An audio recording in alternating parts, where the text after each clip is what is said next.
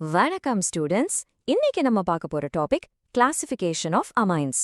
ஆனா அது ஸ்டார்ட் பண்றதுக்கு முன்னாடி என்கிட்ட உங்களுக்கு ஒரு சின்ன பசில் இருக்கு. பார்க்க ரொம்ப சிம்பிளா தான் இருக்கும், ஆனா கொஞ்சம் யோசிக்க வைக்கும். இங்க பாருங்க, ஒரு அமீன் மாலிக்யூல் இன்னொரு மாலிக்யூலை விட வெயிட் அதிகமா இருக்கு.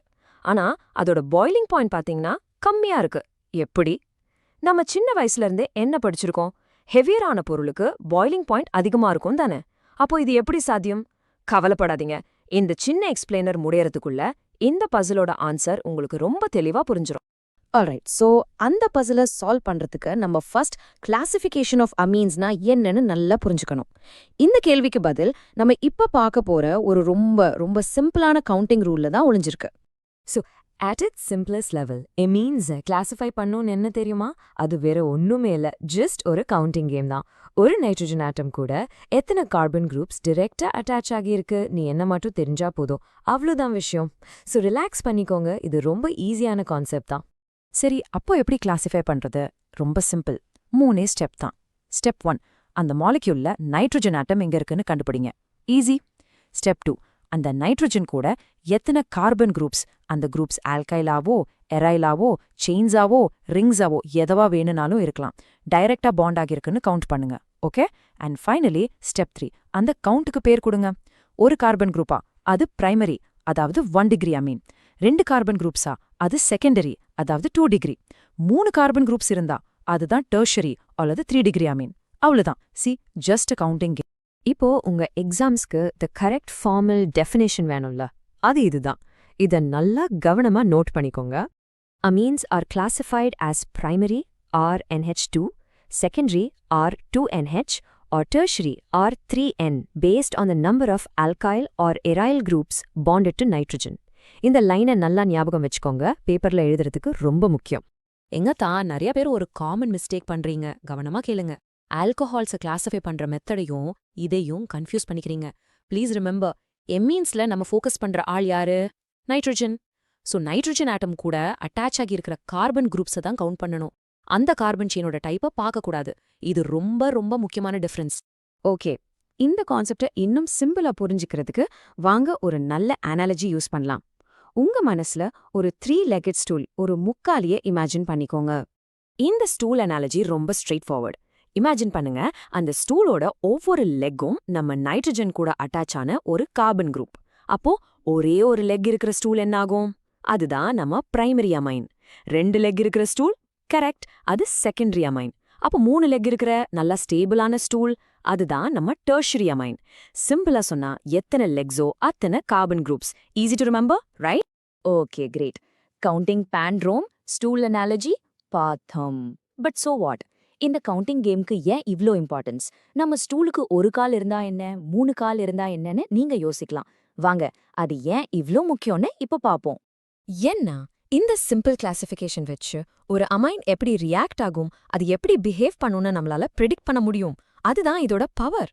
அதோட ரியாக்டிவிட்டி, அதோட basicity and boiling point, solubility மாதிரி physical properties, even steric hindrance மாதிரி காம்ப்ளெக்ஸ் எஃபெக்ட்ஸ் கூட எல்லாமே அது பிரைமரி, செகண்டரி இல்ல டெர்ஷரியான்றத பொறுத்து தான் மாறும். ஸோ பேசிக்கலி இதுதான் அந்த அமைனோட ஃபியூச்சரை ப்ரெடிக்ட் பண்ற கீ.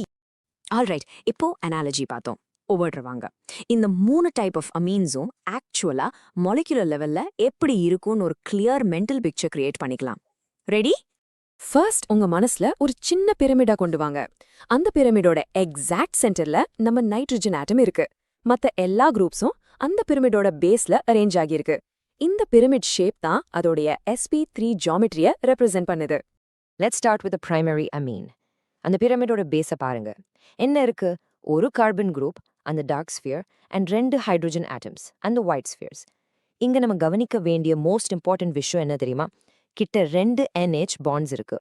2, இது ஹைட்ரஜன் பாண்டிங்காக ரெடியா இருக்கு. Remember that. அடுத்து செகண்டரி அமைன். இங்க என்ன நடக்குது? ஒரு ஹைட்ரஜனுக்கு பதிலா இன்னொரு கார்பன் குரூப் உள்ள வந்துருச்சு. சோ இப்போ பேஸ்ல பாத்தீங்கன்னா 2 கார்பன் குரூப்ஸ் அண்ட் ஒரே ஒரு ஹைட்ரஜன் ஆட்டம் தான் இருக்கும். பட் ஸ்டில் ஹைட்ரஜன் பாண்டிங்காக கிட்ட ஒரு NH பாண்ட் இருக்கும். கொஞ்சம் கம்மியாயிடுச்சு, பட் இன்னும் ஒன்னு இருக்கு. And finally tertiary amine. இப்போ அந்த இருந்த 2 ஹைட்ரஜன் ஆட்டம்ஸும் கார்பன் குரூப்ஸால ரீப்ளேஸ் ஆயிடுச்சு. அப்போ என்னாச்சு? கிட்ட 3 கார்பன் குரூப்ஸ் இருக்கு, ஆனா நைட்ரஜன் கூட டைரக்டா அட்டாச் ஆனா ஒரு ஹைட்ரஜன் கூட இல்ல. 0. இதுதான் இந்த டாபிக்லயே the most important point. Tertiary amines கிட்ட ஹைட்ரஜன் பாண்டிங்காக NH பாண்ட்ஸே கிடையாது. நன். ஓகே, சோ இப்போ நம்ம கிட்ட எல்லா டூல்ஸும் இருக்கு. ஞாபகம் இருக்கா? நம்ம ஃபர்ஸ்ட்ல ஒரு பசில் பார்த்தோம்ல, அந்த பாய்லிங் பாயிண்ட் கேள்வி. வாங்க இப்போ அதை சால்வ் பண்ணலாம். இந்த டேபிள பாருங்க. டைமீதைலமைன் ஒரு செகண்டரி அமீன். அதோட பாய்லிங் பாயிண்ட் 7 டிகிரிஸ் செல்சியஸ். ஆனா அதை விட கொஞ்சம் ஹெவியரான ட்ரைமீதைலமைன் ஒரு டெர்ஷரி அமீன். அதோட பாய்லிங் பாயிண்ட் வெறும் 3 டிகிரி செல்சியஸ். பாத்தீங்களா, நம்ம பசில் இப்போ உண்மையாகிடுச்சு. ஹெவியரான மாலிக்யூலுக்கு பாய்லிங் பாயிண்ட் கம்மியா இருக்கு. இப்போ உங்களுக்கு ஆன்சர் கண்டிப்பா தெரிஞ்சிருக்கும். The magic word is hydrogen bonding. Secondary amines கிட்ட ஒரு NH பாண்ட் இருக்கு, ரைட்? அதனால அந்த மாலிக்யூல்ஸ் ஒன்னோட ஒன்று ஸ்ட்ராங்கான இன்டர்மாலிகுலர் ஹைட்ரஜன் பாண்ட்ஸ் ஃபார்ம் பண்ணும். ஆனா நம்ம இப்பதான் பார்த்தோம், டெர்ஷரி அமீன்ஸ் கிட்ட நோ NH பாண்ட்ஸ். அவங்க கிட்ட அந்த ஆப்ஷனே இல்ல. அதனால அவங்க ஸ்ட்ராங் பாண்ட்ஸ் ஃபார்ம் பண்ண முடியாது. அண்ட் அதுதான் அவங்க பாய்லிங் பாயிண்ட் கம்மியா இருக்கிறதுக்கு the one and only reason. Puzzle solved. சரி, இதெல்லாம் டெக்ஸ்ட் புக்ல மட்டும் தானா, இல்ல ரியல் வேர்ல்ட்ல யூஸ் ஆகுமான்னு நீங்க கேட்கலாம். கண்டிப்பா யூஸ் ஆகும். ஃபார் எக்ஸாம்பிள், வாட்டர் ட்ரீட்மெண்ட் பிளான்ட்ஸ்ல யூஸ் பண்ற ஆனியன் எக்ஸ்சேஞ்ச் ரெசின்ஸ்ல அதிகமா டெர்ஷரி அமீன்ஸ் தான் யூஸ் பண்றாங்க. ஏன்? Same reason. NH குரூப்ஸ் இல்லாததால அவங்க ரொம்ப ஹைட்ரோஃபோபிக்கா இருப்பாங்க. அந்த ப்ராப்பர்ட்டி தண்ணியில இருந்து இம்பியூரிட்டிஸை ரிமூவ் பண்றதுக்கு ரொம்ப யூஸ்ஃபுல்லா இருக்கு. வாங்க இன்னொரு இன்ட்ரெஸ்டிங் கவுண்டர் இன்ட்யூட்டிவ் எக்ஸாம்பிள் பார்ப்போம். நீங்க லாஜிக்கலா யோசிச்சா டெர்ஷரி அமைன்ஸ்ல 3 கார்பன் குரூப்ஸ் இருக்கு. சோ அதுதான் ரொம்ப ரியாக்டிவா இருக்கணும்னு நினைக்கலாம், right? Sounds logical. But actually சில சமயம் ஆப்போசிட்டா நடக்கும். அந்த 3 பல்கி கார்பன் குரூப்ஸும் ஒன்னா சேர்ந்து ஒரு கூட்டமா அந்த நைட்ரஜனோட லோன் பேர் ஆஃப் எலக்ட்ரான்ஸை சுத்தி நின்னு பிளாக் பண்ணிடும். It's like a traffic jam. ஒரு ரியாக்ஷன் நடக்கணும்னா அந்த லோன் பேர் வெளியே போய் அட்டாக் பண்ணணும். பட் இப்படி பிளாக் பண்ணியிருந்தா எப்படி போக முடியும்? சோ ரியாக்ஷன் ஸ்லோ ஆகும். இந்த பிசிக்கல் பிளாக்கிங் எஃபெக்ட்டுக்கு பேரு தான் ஸ்டெரிக் ஹிண்ட்ரன்ஸ்.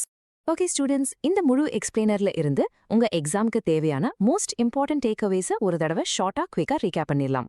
ஜஸ்ட் இந்த 3 விஷயத்தை மட்டும் நல்ல ஞாபகம் வச்சுக்கோங்க. 1. The core idea. Classification is just counting the carbon groups on nitrogen. That's it. 2.